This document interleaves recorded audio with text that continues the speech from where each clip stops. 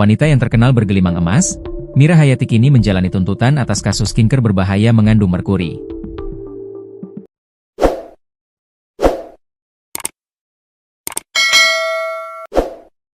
Bos skincare Mira Hayati ini terjerat kasus bersama dua orang lainnya, yakni Agus Salim dan Mustadir D.G. Sila.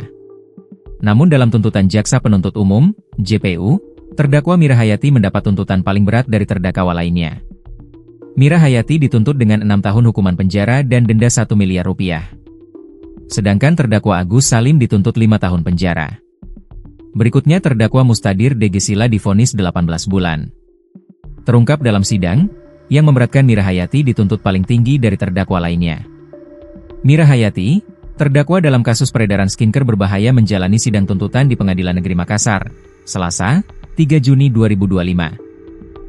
Sidang digelar di ruang Letjen TNI, Purnawirawan, Ali Said, Jalan Rakartini, Kecamatan Ujung Pandang, Kota Makassar.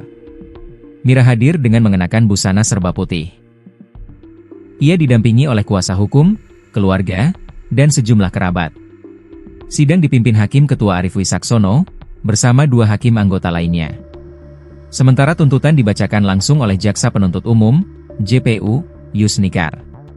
Dalam pembacaan tuntutan, JPU menyatakan Mira terbukti secara sah dan meyakinkan bersalah karena memproduksi atau mengedarkan sediaan farmasi atau alat kesehatan yang tidak memenuhi standar keamanan, khasiat, dan mutu.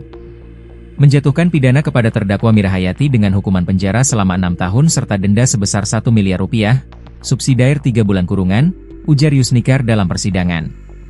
JPU menyebut hukuman tersebut dikurangi dengan masa penahanan yang telah dijalani Mira, baik di rutan maupun tahanan kota. Ada beberapa hal yang memberatkan tuntutan terhadap Mira. Salah satunya adalah dampak produk kosmetik yang dipasarkannya, yang dinilai meresahkan masyarakat dan berpotensi membahayakan pengguna karena mengandung bahan berbahaya seperti merkuri. Selain itu, terdakwa dianggap lalai dalam memastikan keamanan produk sebelum dipasarkan. Sebagai pelaku usaha, terdakwa seharusnya memastikan produknya aman sebelum diedarkan. Apalagi yang bersangkutan juga pernah mendapat teguran dari BPOM Makassar, tambah Yusnikar. Hal lain yang turut memberatkan adalah sikap Mira yang dinilai tidak menunjukkan penyesalan atas perbuatannya. Namun demikian, JPU tetap mencatat bahwa terdakwa bersikap sopan selama persidangan dan belum pernah dihukum sebelumnya sebagai faktor yang meringankan.